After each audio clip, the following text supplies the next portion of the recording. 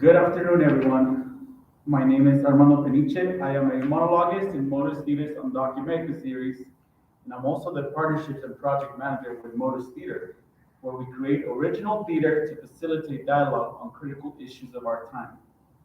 We use the power of art to build alliances across diverse segments of our community. A little fun fact, I used to work for the Denver Public Library for 7 years.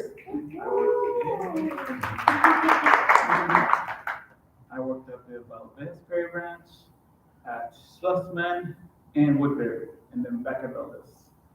And before we begin, I want us to all ground ourselves. So I would like you to join me. We're gonna take 3 collective breaths together. It's one of my favorite activities to do. So ready? So let's inhale. Exhale. Inhale. Exhale. One. Inhale. Exhale. Thank you. And I want to thank the Denver Public Library for inviting MOTUS Theater to share monologues for MOTUS Theater's undocumented project. So MOTUS is doing a series of special undocumented performances this spring, recognizing the 10th year anniversary of DACA. On June 15, 2012, Obama signed an executive order to create the Deferred Action for Childhood Arrivals, known as DACA. And it was created to provide a 2-year period of deferred deportation, a work permit, and increased job opportunities for higher education to children brought to this country without documentation. During the last 10 years, young undocumented people took advantage of this reprieve from threats of deportation to become doctors and nurses protecting us from COVID, teachers teaching our children, and business owners contributing to the economy of our country. So MOTUS is honoring this 10th anniversary by sharing autobiographical monologues of young leaders with DACA, so you can know more about the hopes and dreams of your undocumented neighbors. Because regardless of your perspective on immigration, it is important we understand the impact on the families caught in the crosshairs of U.S. immigration policy. And we are sharing today 2 of 10 monologues we are touring with leaders about DACA. All of the monologues were created in a MOTUS workshop in collaboration with artistic director Kirsten Wilson. Woven between each monologue, you will hear musical response to each story by Uruguayan singer and songwriter Elisa Garcia. She offers this music as restorative medicine, so we hope when she sings, you will know she's not only singing to the monologuist, but also to each of us in our aspirations for liberty and justice. If you are inspired by this performance, afterwards I'll share some other opportunities for you to listen to more of these DACA stories, and ways you can share these stories with your friends and family across the country. And now I have the honor of introducing Elisa Garcia.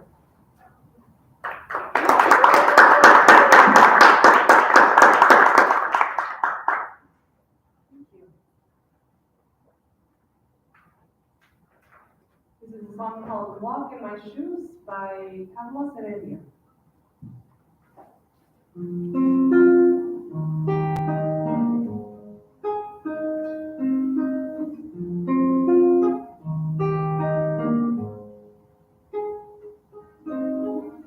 You just for a moment take a walk in my shoes. Feel the weight of my burden. See the world as I do. Maybe then we'll find a way to live a life where each can say, I respect who you are.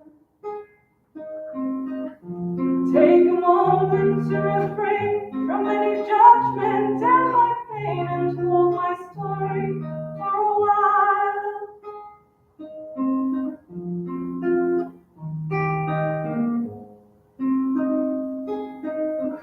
Si puedes por un momento caminar mi camino, sentir el peso de mi carga y ver el mundo como yo. encontrar la manera de hablar y decir, yo te respeto.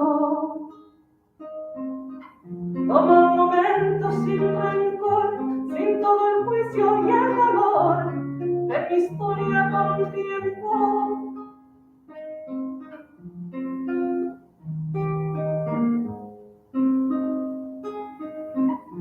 You just for a moment, let me walk in your shoes. Feel the weight of your burden and live the life that you do. Maybe then I'll understand, despite our difference, shake your hand, and I respect who you are. I take this moment to refrain from any judgment and my pain and hold your story for a while.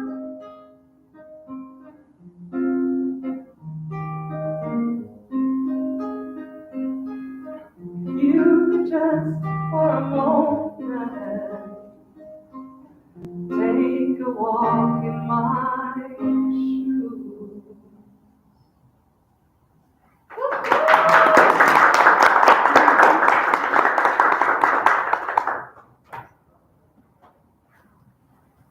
Thank you so much, Elisa. Always very grounding. Always a pleasure to perform with you. Thank you all for being here today. My name is Cristian Solano Cordova. I have been working in immigrant rights for about 5 years now. And as Armando mentioned, it's been 10 years of DACA, and it feels like it's completely changed my life, but at the same time, it feels like living your life 2 years at a time, and all the uncertainty feels overwhelming. So I wrote the story in 2017, 2018, and it's about a mixed status family and how we dealt with challenges of the Trump administration. So this is called The Meaning of Courage. Sorry. Thank you. It's called The Meaning of Courage. When I was my baby sister's age, just 14 years old this year, I didn't have any worries. And it's funny because my baby sister, the Naive, she's an American citizen, so it should be easier for her, but it's not. It's not, because the people she loves the most in this whole entire world, my mom, my sister Bella, and I, we're all undocumented. And when we're threatened, she's threatened. So as a result, my baby sister was forced to bear the burden of attacks on immigrant communities under the Trump administration. I remember election night 2016. My mom and I were in complete shock, trying to absorb what had just happened to the country, trying to strategize about how to handle certain possibilities. I remember frantically Googling, what happens to a US citizen child if an undocumented parent is deported? My dad died young, so I needed to assure myself that if my mom were deported, I could get custody of the Naive, who at the time was only 8. Then, of course, what would happen if both Beba and I were deported? My mom and I totally lost track of time in our election night panic, so when hours later I came downstairs, I was surprised to find my baby sister, the Naive, wide awake, sitting in a corner by herself, crying, her face with puffy eyes. With my dad gone, I've always had to be the big brother, or rather father figure, since our mom was always working. I helped the Naive with homework, we read each other bedtime stories, we play games together. I tried to answer those unanswerable kinds of kid questions and comfort her when she's scared. I wasn't used to trying to comfort her, when in reality, I needed so much comforting myself. Just remember tilting her chin, glistening with streams of tears toward me, looking into those deep brown eyes, and trying my best to give her soothing answers to difficult questions. And just repeating, don't cry, baby, don't cry. It's gonna be okay. I promise. It's gonna be okay. Listen, why would you be deported? Do you even know what that word means? You shouldn't have to. But listen to me. You are an American citizen. You will never be deported. And you're right, I'm not a citizen, but I've got DACA. They can't deport me. And I know mom doesn't, but mom's gonna be okay. She's lived here for decades. She's not going anywhere. Baby, don't cry, please. I promise, whatever happens, we'll be together, always. I'll be there to put band-aids on your scraped knees. I'll be there to help you with your school projects. Yes, we're gonna finish reading Harry Potter together. I'll be by your side when you need help applying for college.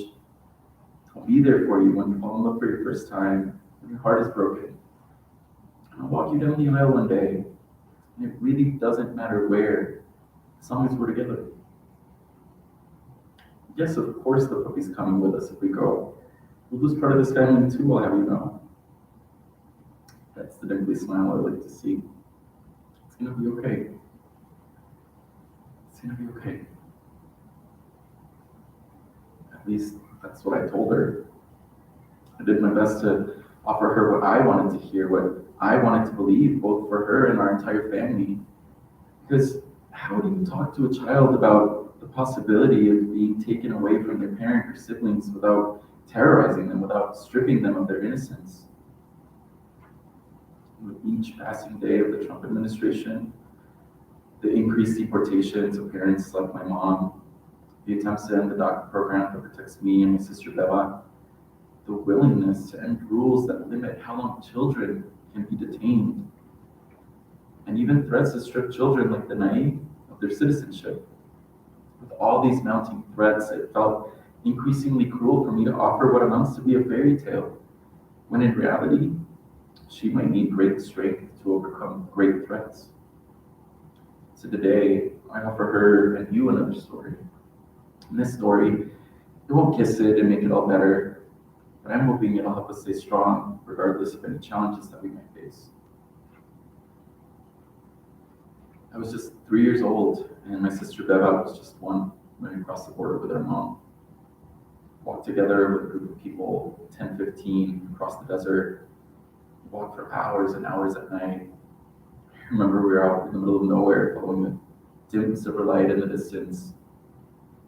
I imagined we followed it because it meant we were going the right way, some shining city on a hill. We finally got to a raised road with street lamps.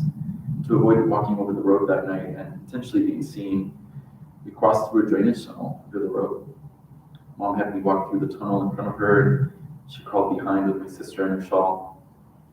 Beba and I, we were wearing those little kid slide-up shoes that everybody was going crazy over that year. Mom had saved up a lot of money to buy them because we were going to be seeing our dad after a year of him being on his own in the US, and she wanted us to look our best. Those shoes are actually super helpful in the drainage tunnel to light the way for Mom and all the other people crawling through on their hands and knees. But of course, in the dead of night, in the middle of the desert, they were a dead giveaway. We were finally able to see the moonlight at the end of the tunnel and catch a whiff of fresh air. The Guerrillas urgently requested that my mom take off my shoes. "There's a border patrol car parked outside," he whispered. The drainage tunnel emptied out right next to a gas station where the border patrol car was parked. The officers were inside, we assumed, so we waited for a while, hoping they'd return to their car and drive away. But nobody was coming out. And for some reason, the Guerrillas grew impatient and abruptly told everybody to move.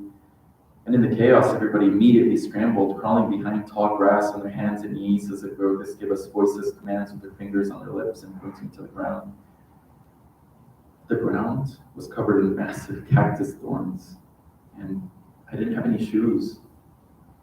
While everyone else crawled, my mom stood up, carrying both Beba and me in her arms, and she just started walking.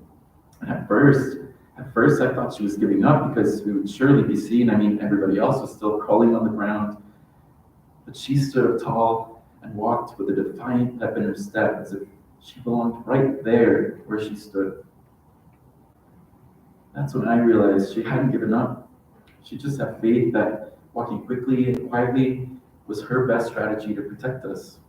She was resolved that somehow, somewhere, we would find a place to call home, a place where our family could thrive. I've never forgotten the look on my mom's face as she walked out into the darkness of an unknown country.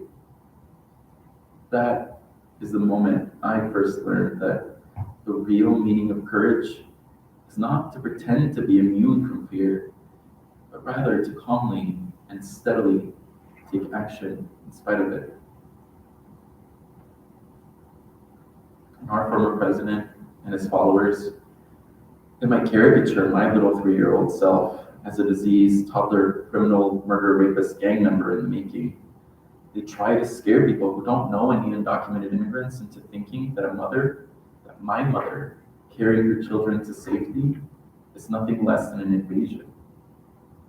Bella and I, we grew up beloved by our friends, by our neighbors. We grew up to be strong members of our communities. We both went to college, and I even became student body president of my university.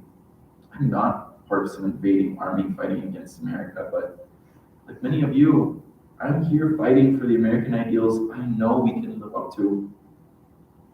Our former president, his followers, they may want to take away my baby sister's right to citizenship, but I remain hopeful that maybe the naive or some other young woman listening to my story might be our future president and help lead us to a future where we actually live up to those ideals to truly have liberty and justice for all.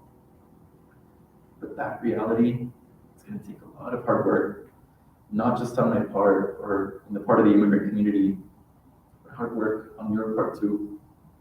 Every single one of you. As Anne Frank once wrote in her famous diary, how wonderful it is nobody need wait a single moment before starting to improve the world. Thank you.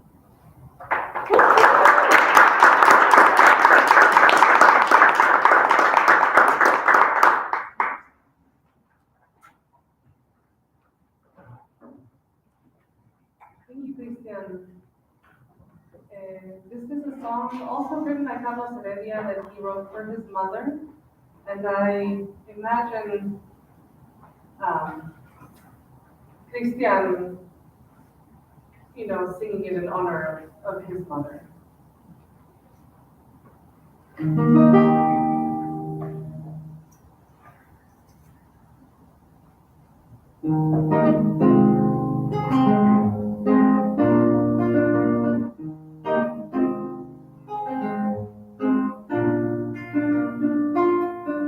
Madre, un ramo de flores le doy, por usted soy el hombre que soy, el amor más grande que he sentido yo, es el amor que usted me dio.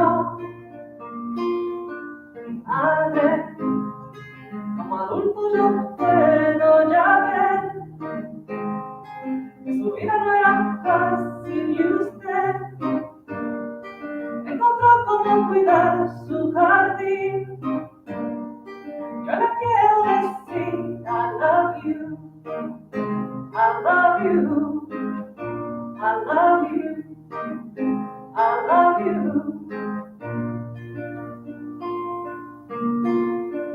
Mama, I remember as a child in your arms, feeling nothing can do me any harm. It's the greatest love I've ever come to know, is the love you have shown. And Mama, how can I find the right words to say? I get down on my knees and I pray I can give you back the life you gave to me. 'Cause I want you to see, te amo, te amo, te amo, te amo.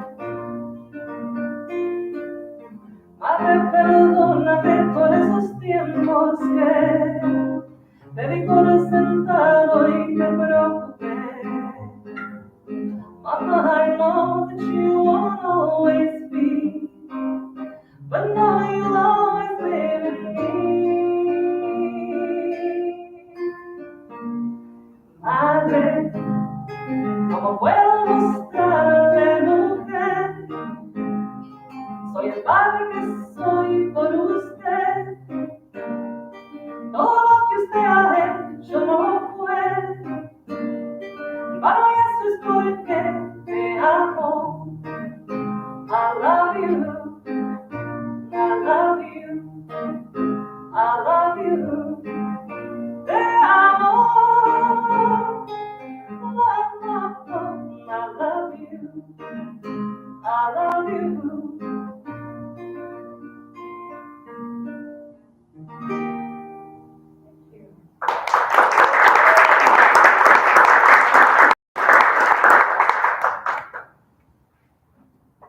Hi everyone. Let's see, where's the mic? Ooh, right there.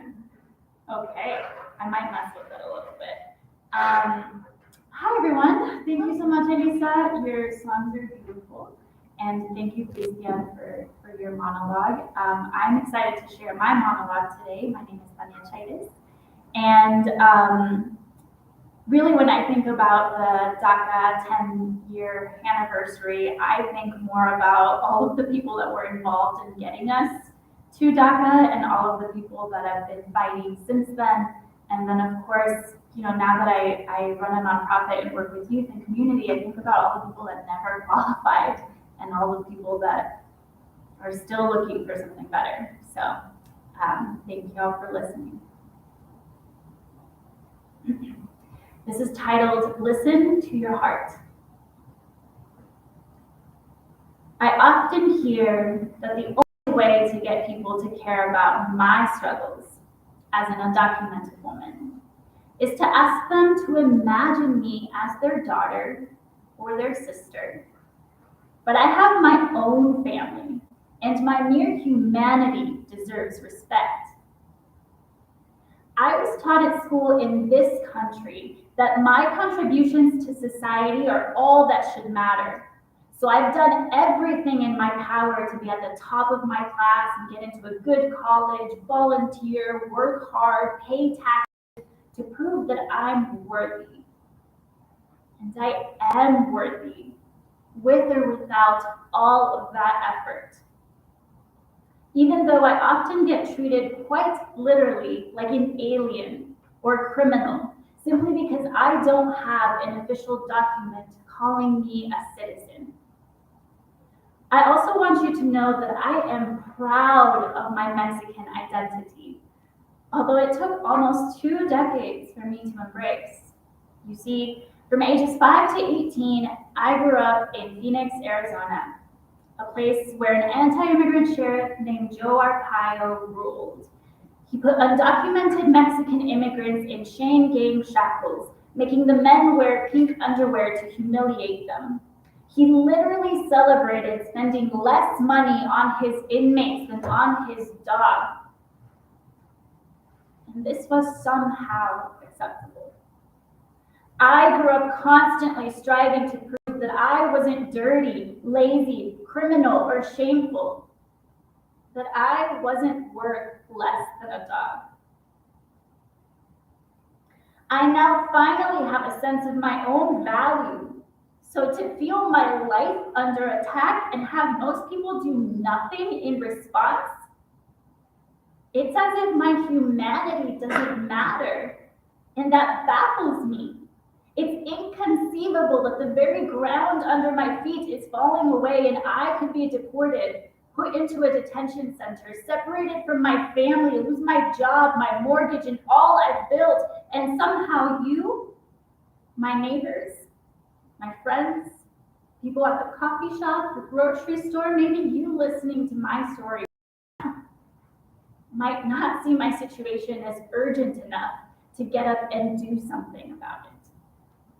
My entire community of documented and undocumented people is under attack everywhere, left and right, day after day, and it seems you think you've done your job simply by reading my article on Facebook.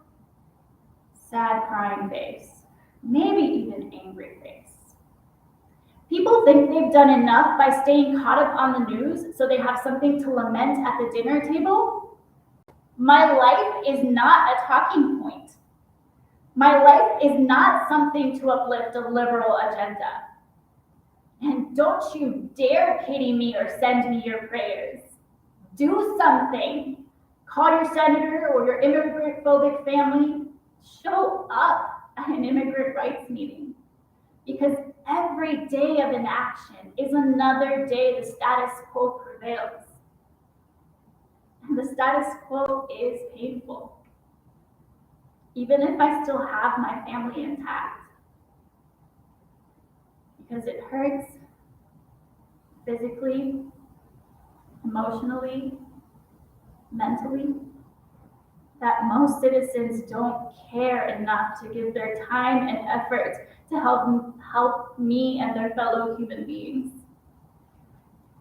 Because while you're going about business as usual, trying to keep up with work deadlines, health goals, and your next gratitude post, those of us on the front lines of anti-immigrant attacks are fighting against the limited hours in a day. Because there's never enough time to work our 60-hour-a-week jobs and then go to meeting after meeting, plan events, protests, fundraisers, and teach-ins, pouring our energy from what quickly becomes an empty cup. But somehow, at the same time, it's still the job of the undocumented community to educate citizens on how our life depends on your voice, your vote, your money, and your willingness to show up. It's not like we enjoy the fact that we need you, but we do. And I'm exhausted from pulling your weight and begging you to act like a citizen in a democracy. And because most people aren't pulling their weight, my mental health is suffering. I need rest too. But right now, I'm afraid that if I don't go to that extra meeting, if I don't share that petition, if I don't convince everyone that this is urgent, then more people will get deported, sometimes sent to their death, and another family will be torn apart. You see, it's urgent for us all the time. In some place, deep inside, you must know it's urgent too. You must. So please, just for a moment, pause, breathe.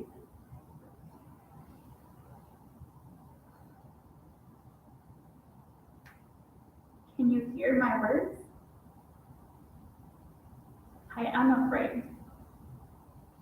I'm afraid that in the end, no matter how much I've fought for others, I won't be able to save my own family from deportation. Have you seen the pictures from our borders? Innocent families with young children and elders, tear gassed, whipped, for seeking refuge. Do you know what is happening across our country? Hardworking immigrants, good parents just like mine, locked away like criminals in detention centers. Young children separated from their parents in these terrible tent camps are dying from dehydration and untreated infections. Do you see a war? Do you see at least a semblance to concentration camps? Can you feel your own heart telling you it's urgent? Please listen to your heart, not just for me or for the undocumented community, but for your own humanity too. Please, it's urgent. Thank you.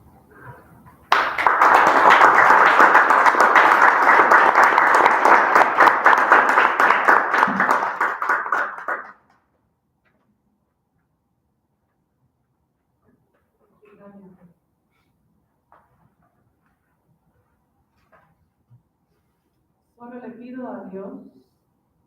I only ask God that the pain and injustice people experience is not indifferent to me.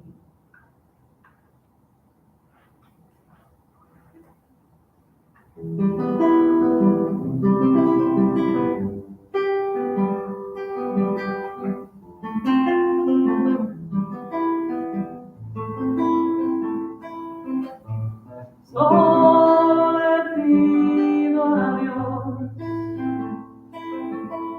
el dolor no me sea indiferente, que la seca muerte no me encuentre, vacía y sola sin haber hecho lo suficiente,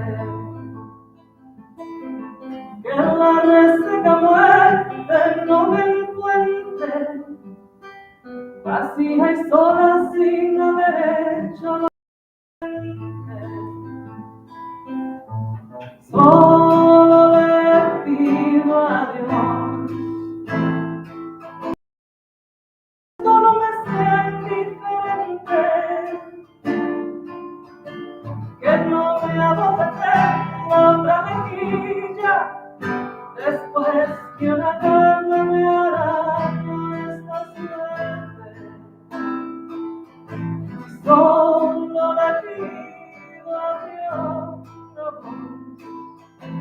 que el futuro no me sea indiferente. Desasiado está el que tiene que marchar a vivir una cultura diferente. Y es un monstruo grande y pisa fuerte toda la buena inocencia de la gente.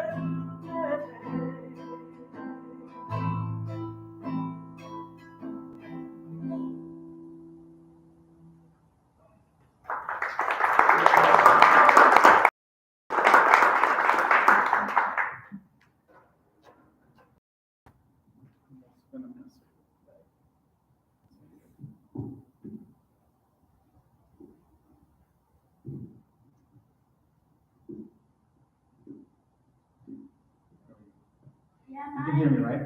Yes. Well, thank you. I want to thank Elisa, Tanya, and Christian.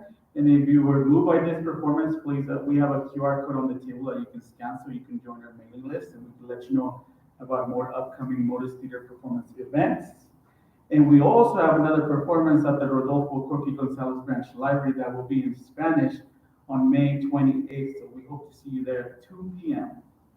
But before we end with another great closing song, I would like to invite Tanya and Christian to join me up here. And we can use this time to, if you have any questions, you can ask Tanya and Christian, myself, even Elisa with her wonderful music. But also, this is the time to share any feelings you had about the monologues, anything surrounding DACA. Tanya and Christian are great immigrant rights leaders. They've been for years, so they're full of wonderful knowledge. So yeah, we'll take, you want to raise your hand, I'll call on you.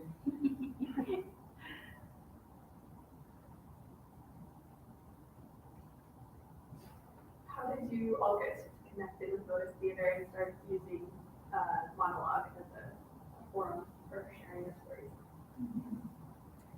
So I think each of us had a different way that we got connected to Kirsten, who's the artistic director.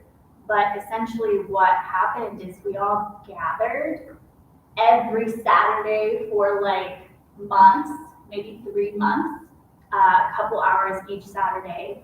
And it was a very cathartic sort of release of all the stories we hold. So we did a lot of writing of experiences we went through. We did a lot of sharing with each other and crying and laughing and everything you can imagine.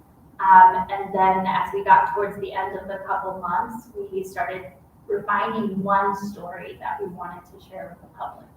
So as you can imagine, all of us have thousands of things we could share with you. And so we just picked one, worked through editing, practicing, and that became our monologue. What would y'all add? You nailed it. Yeah, I mean, I guess, I I was working at the Colorado Immigrant Rights Coalition, and I got invited, and I just assumed it was to help them recruit more people, and they're like, no, we want you to write. And it was super cathartic, and just, being undocumented, you grow up feeling so isolated, like your parents are like, don't tell anybody. Like, don't even tell your teachers, don't tell your fellow students. And so it was just really healing to hear other people having the same experiences. One of our other monologists wrote about her first time being able to go back to Mexico and visit her grandma. And my grandma passed away 3-4 years ago, and I wasn't able to go see her because the Trump administration closed down DACA and we couldn't get a travel permit. And so, it was just all these little devastating little things that happen in our lives. We're able to support each other and heal through it. And oh, that happened to you too. Oh. Yeah. And so we just had a really strong bond and created a little community of us. And as for the monologue, I mean, I think all of us, we're all involved in immigrant rights work, and I was just getting tired of going to rallies and preaching to the choir and giving interviews on TV, for reactions to news, and this just seems like such a, art is a different window into the soul and a different way to communicate, and I think it reaches past the talking points, and really touches people's hearts. Yeah. Well, I don't have much else to add. I think you all put it very well. But yeah, I think that's one of the things that we've all found through MOTUS Theater, that we are able to reach people to their hearts through our stories. It's different to see the stats or just the news, but to actually know a piece of our story. And the other 10 monologues is to know us. So if we've been able to reach a place where we can have conversations with people that go beyond just policy and just speak more to the humanity. So it's been great. It's been a great experience. And the person who got me involved was my wonderful sister, Laura Peniche. She's also one of the monologists. And she was like, hey, come over here. We have, they're looking for stories. And I was like, oh, sure, I'll do it. She always gets me involved in a lot of things. I fell in love with the group. There's 10 of us I didn't know any of them, and then we still became connected because we were opening up old wounds that we never talked about. It's not easy to go and be with a group and be like, hey, I want to share something traumatic that happened to me. But being there with each other, we knew we've been through similar stuff, and it instantly made a connection.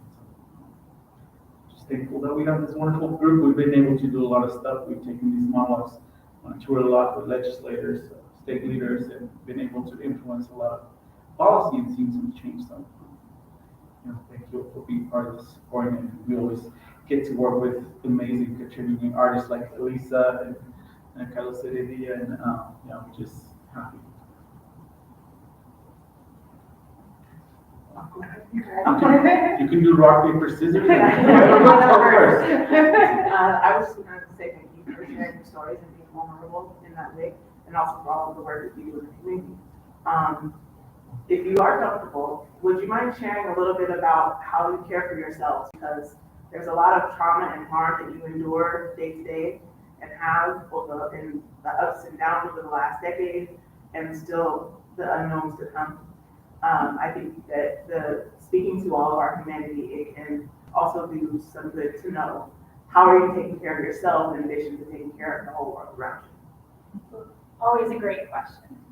I'll start by sharing the world was chaotic it's been chaotic, but there was a moment when we went into the Trump administration. We were waiting for Supreme Court to decide on DACA. Pandemic was raging, and all of us had created this wonderful community. So we were like, okay, how can we rely on each other because the world is just doing the most?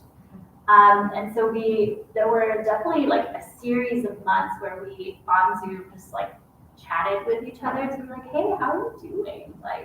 With the pandemic, with policy, with your family, with being at home. And that was beautiful because it was a reminder that we had built that community when we were talking about our history. And it's sort of like the trauma keeps happening, right? It's not really a part of our past. It's like we're still in it. And so it was lovely to be able to still continue to support each other through that. On a more personal level, I'm a dancer. So I used to actually be really cool. You're still cool. No, not anymore. I can't be professional anymore. But at one point, I was a semi-professional salsa dancer. Now I just dance like freestyle in my room, so it's great.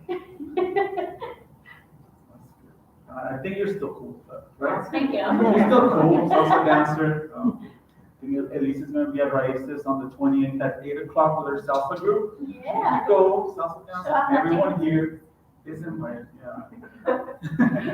But self-care, yes, it's so important, and just speaking to the individual aspect of it, like I try to do a lot of things that kind of make me feel normal. Like I spend a lot of time with my son here, take him to baseball practice, you know, make him clean his room, you know, he doesn't listen. Some gardening, yeah, but I think it also becomes more apparent that unfortunately like this, it's important to have that self-care because this is a fight that's not going to end anytime soon. You know, we're talking about 10-year anniversary of DACA, but there's so many other people, neighbors from our community that fall just outside that window that we still need to care for. DACA was just a band-aid. It's been a 10-year-old band-aid. It's not a fix. It hasn't been a fix. And there's these other groups that we also have to help. You know, we have our parents that we need to help. You know, young people graduating from high school that need also, you know, a protection from deportation. You know, so I'm glad you asked that question because it's important to do that self-care, but also we have to be real. Like we have a lot of work to do. A lot. I think just writing and sharing these stories is a in a way a self-care thing because feeling so trapped for so long, and the Trump administration was really what kind of lit a fire under my butt. I was not thinking I would ever be involved in anything like this, anything immigrant rights related. I was going to college and I wanted to do other things, and it kind of reoriented my life, but it was also like 4 years of like constant adrenaline of like fight or flight. And so I think just being able to be out and open about my story and not hide anymore, I think that was really like just taking this giant break off my shoulders. And also like, you know, mental health, like therapy, I think that's something that people don't want to talk about or ashamed to talk about, but it's really, really helpful. And then also just knowing when to take a step back. Like the world has been on fire for hundreds of millions of years, however long. Our whole history has been, you know, people migrating and conflict and wars and famines, and so it's like it's always been this way. And it's, you know, I don't want to be Debbie Downer, but like it's probably not going to end, you know, by me reading my monologue to you. But knowing when to take a step back, and it's like, you know, you can't douse the whole world on water and put out all the fires all at once. So, you know, getting out there and telling your story when you have the energy, but also taking a step back and having dinner with your family and being present and just enjoying the little things in life.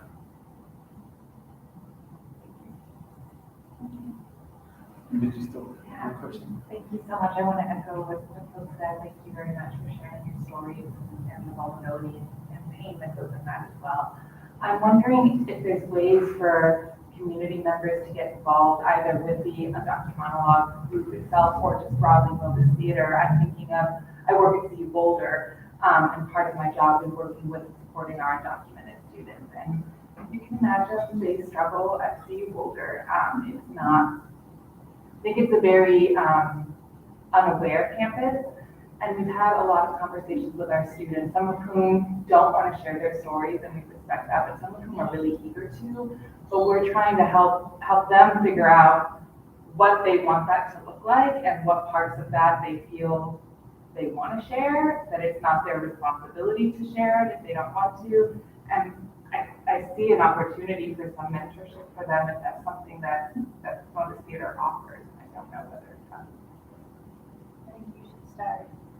Yeah. Well, yeah. We'll tackle this question together. Thank you. That's a great question. So ways to get involved.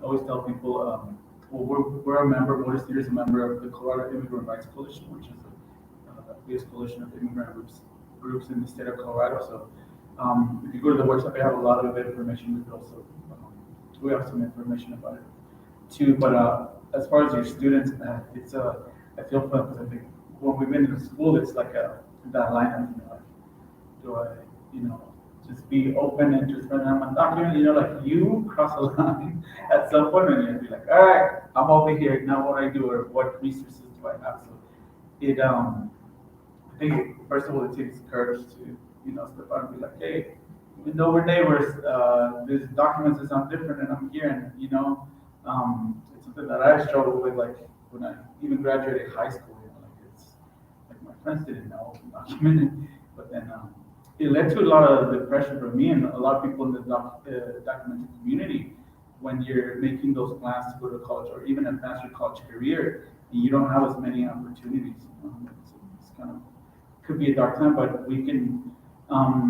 Right now at MOTUS, we're not set to develop word monologues, but we can definitely get in touch and see how we can use storytelling monologues to get together and just make a plan and see how to help them. Because we've been at a lot of schools with the monologues, and what we usually do is we set up conversations for the school to have with whole student faculty that can lead to some change. So that's something that we've done very well in the past. And we've been schools all around the country with listening monologues. So they're a great way to just spark those conversations. Be like, all right, how do we become better?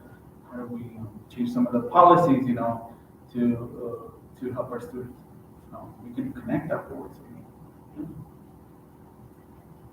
So I live my life at the intersection of immigrant rights and educational equity. That's my bubble. So I have so many ideas all the time. And I think in regards to MOTUS, our monologues are on 2 different podcasts that are a really great way to start conversations.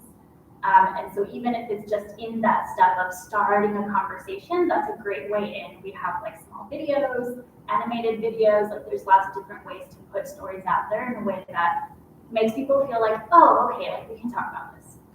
On a broader perspective, what I tell people, particularly for our youth in developmental age ranges, is peer support is the most important.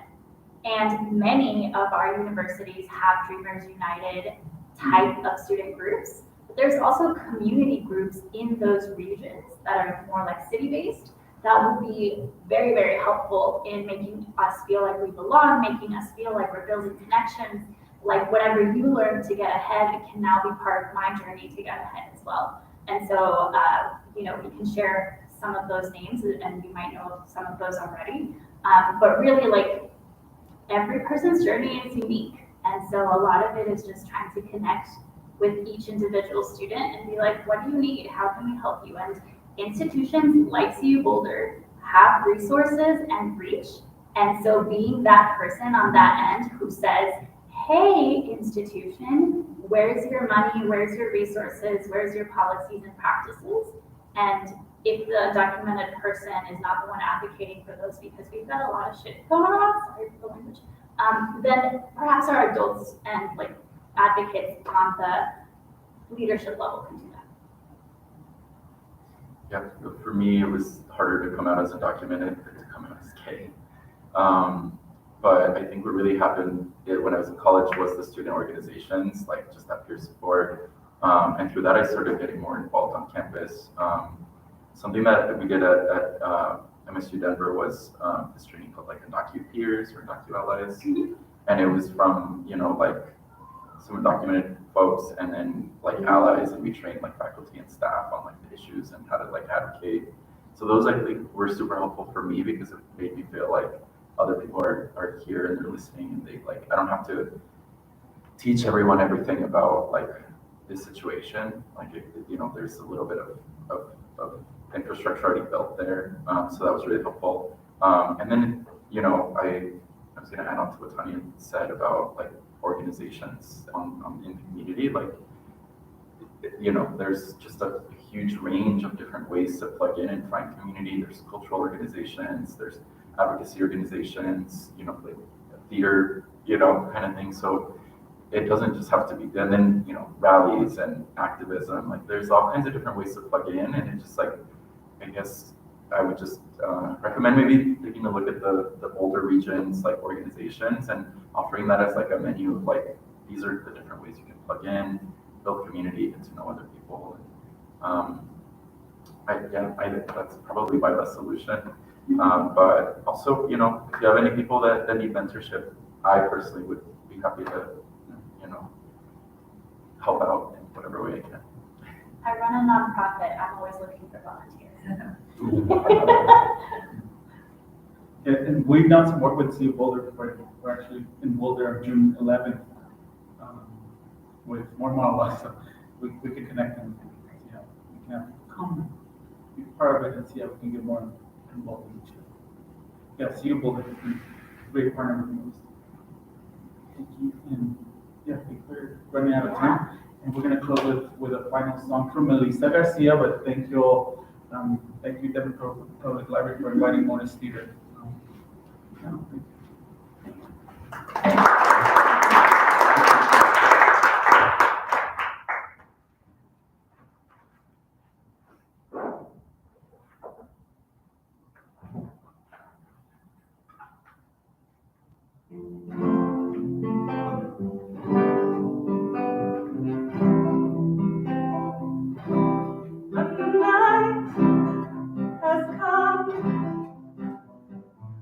And the land is dark, y la luna es la luz que brilla ante mí.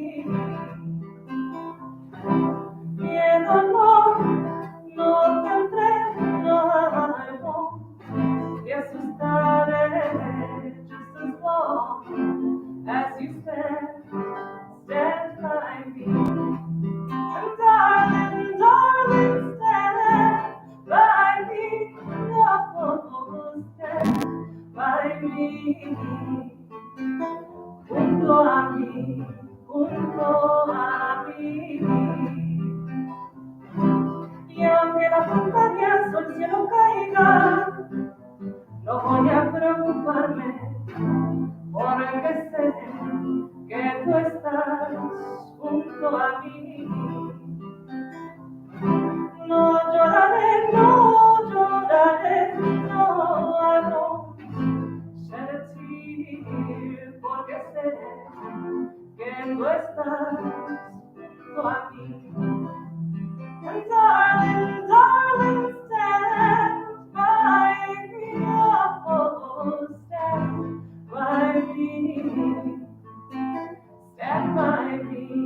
junto a mí.